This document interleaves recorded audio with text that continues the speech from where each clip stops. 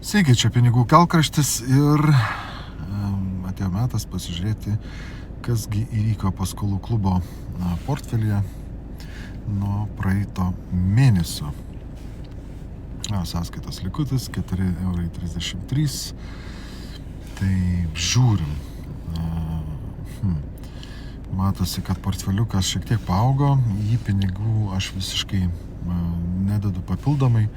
Jis tiesiog natūralia eiga juda, natūralia eiga auga ir mes, aišku, galime pasižiūrėti portfelio peržiūrą, kur skelbiama daugiau informacijos, kaip visą tai atrodo.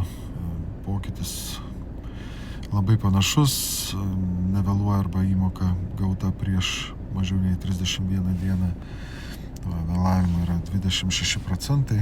Taip ir sukasi kažkur iki 30%, nuo 20, tarp 20-30%.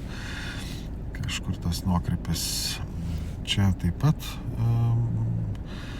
panašiai viskas juda, taip didėja galbūt tos sumos, ta zona, bent jau man taip atrodo vizualiai, raudona ir pilka zona, kuomet žmonės jau skolingi virš 2 metų.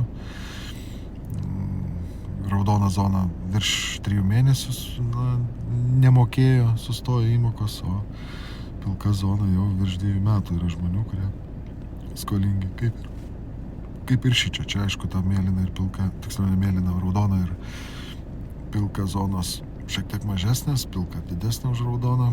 Taip, bet tada įdomiausia pasižiūrėti štai čia, pamėnesiui, kiek tų pajamų pavyko uždirbti per šitą mėnesį. Kreivė tokia. Taip, tai vis dar krauna. Kreivė tokia. Uždirbta mažiau, matosi, negu praėjusį mėnesį.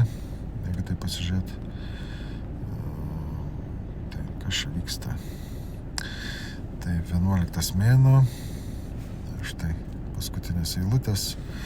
Prieš nulius, tai gauta palūkanų yra 35,63 €. Prieš tai mėnesį, matot, aukščiau 4 € daugiau.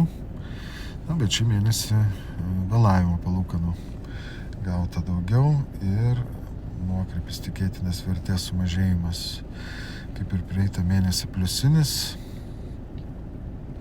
Ir bendrai rodo, kad šį mėnesį jau to gryno pinigų portfelio judėjimas atnešė beveik 12% pelną.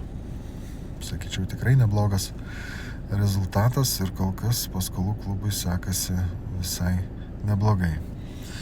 Visai neseniai kalbėjausi ir su draugu, kuris ten investuoja, tai sakė irgi labai patenkintas viskuo. Tiesa, jo portfelio ta palūkanų norma gerokai didesnė nei mano.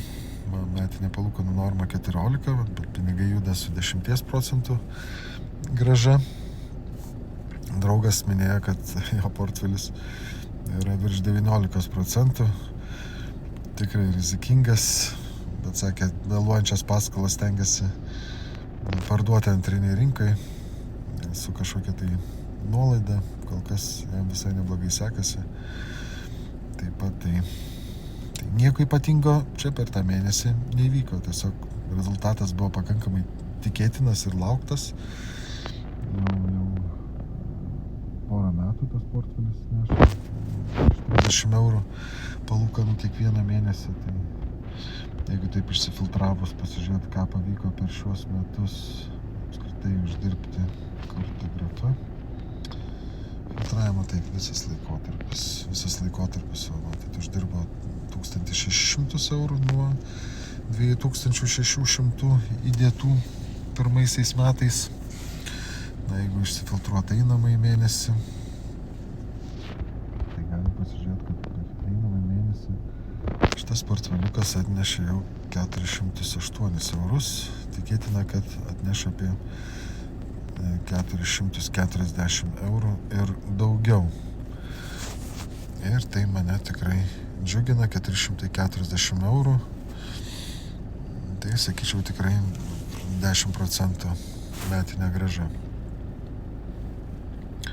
Yra, o gal netgi ir daugiau. Aišku, atmetus mokesčius, 15% gyventojų pajamų mokestį, tai ta grąža bus šiek tiek mažesnė, bet man viskas patinka. Norit, kad ir jums patiktų, reikia aišku žengti tos pirmosius žingsnius, registruotis, pasidomėti platformą, pasiskaityti taisyklės. Taip, tai pradžioj nuobodu. Tikiu, kad instrukcijas ar taisyklės skaityti daug ką užknisa, gražiai tariant, bet be to niekaip. O pasiskaitę vieną kartą, skyrę ten vieną vakarą ar du, ten tos informacijos tikrai nėra tiek daug, kad neįveiktumėte, po to viską tikrai puikiai žinotumėte ir galėtumėte daryti jau savarankiškus sprendimus, auginant savo investicinius portfelius. Tai norėsite pradėti, paliksiu nuorodas, turit klausimų, rašykit, mielai juos atsakysiu. Bet atsakysiu juos vėlgi pakankamai subjektyviai, iš savo pozicijos, taip kaip man atrodo, taip kaip aš investuoju, tai kuo aš vadovaujuosi, pasidalinsiu tą logiką, jeigu turėsite kažkokių klausimų, bet vėlgi čia mano kelionė. Jūsų kelionė gali būti visai kitokia, o gali jos ir visai nebūti, viskas priklauso tik nuo jūsų. Mano tikslas yra susigeneruoti savo tokį srautą, kuris galėtų, pirmas toks tai tikslas, tas srautas turėtų apmokėti visus mano turimus mokesčius, o sekantis žingsnis tai jau, kad tas srautas būtų pakankamai didelis, kad galima būtų spręsti, ar eiti kažkur darbuotis, generuoti pinigus parduodant savo laiką, ar tiesiog jau eiti į pensiją ir daryti tai, kas patinka. Nors nesakau, kad neveikiu ir šiuo metu tai, kas patinka. Tikrai labai sėkmingai man kol kas viskas klostosi. Bet srautas kol kas nėra toks, kad galėčiau galvoti apie pensiją. Tikiu, kad jie ateis. Svarbiausia laikytis tam tikrą finansinę planą.